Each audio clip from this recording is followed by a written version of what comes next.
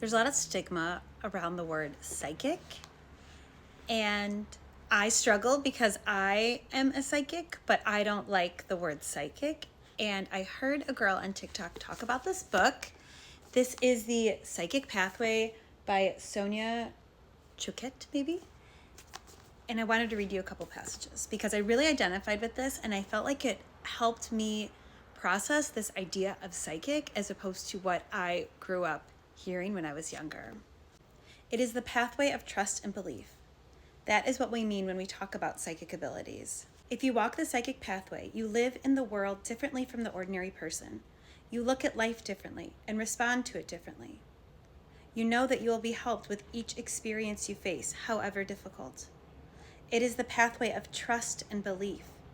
That is what we mean when we talk about the psychic abilities. I've always had such a stigma around this word and this fear that these abilities are coming from an evil place or that they're going to steer me wrong. But the reality is every time I lean into them, something good and positive happens. And now I've made a business out of it with energy healing. The energy healing is based on my intuitive hits that are coming in. It's people's guides and angels who have messages to help us along these incredible lives that we're living that are so hard and complex and wonderful and scary and happy all at the same time. And I'm reading this book not because I need to learn how to be a psychic, because that is there, but it's bringing in the faith of my own abilities and skills and reaffirming what I already know. I'm going to share a bit more for those of you who think you might be on a similar path, hoping this might help somebody. The journey inward. In order to initiate psychic development, you need to tell your subconscious mind that you intend to be psychic. There are 4 necessary decisions you need to make to convey to your subconscious mind that you are open to psychic guidance, you will expect psychic guidance, you will trust psychic guidance, and you will act on psychic guidance. The first intention you must establish is, I'm open to my intuition. This sets up your frame of mind to be receptive. Intuition and psychic energies are very subtle. Can definitely agree to that. She goes on to say, you're designed to receive this communication. It is natural. By making the decision to expect your higher self to guide you, you are placing both your attention and your intention directly onto your conscious state of your higher self. By making this shift, you become a person who responds to life rather than one who reacts to it.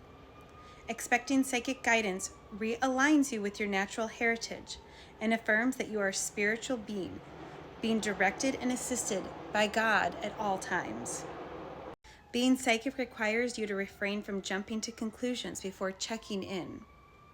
And it means trusting your intuition even when your desires and appearances urge you to do otherwise. It is the act of listening to the relay you have gone to the trouble of turning on. Every time you make a decision to act on your intuition, you are telling your subconscious mind that you are serious about your psychic faculties, and you are telling your higher self that you trust and value its counsel. You are affirming to your guides and your teachers that you will incorporate their guidance into your affairs.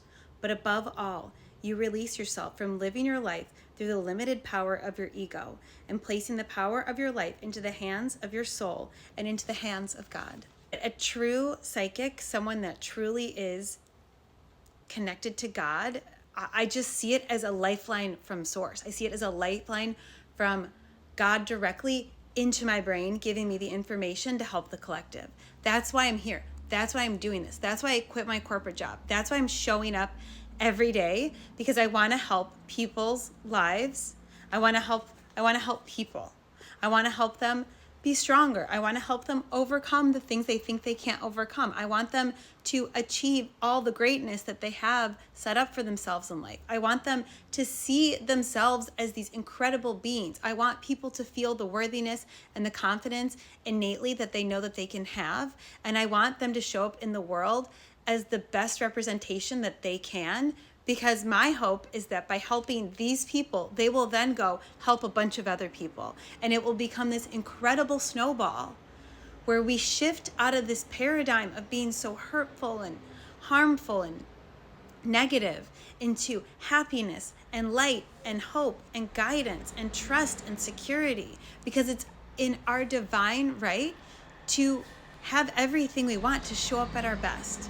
So whatever I can do to help the collective, to help an individual, I'm going to do it. That's what I'm here for. That is my purpose. And that is why I'm so glad this girl on TikTok recommended this book. If you are questioning your abilities, or you just need a little push in the right direction, a reminder of who the fuck you are, maybe go pick this guy up, check it out, or don't, do whatever you want. If nothing else, maybe seek to find the answers within yourself instead of looking outwardly. That would be my main takeaway.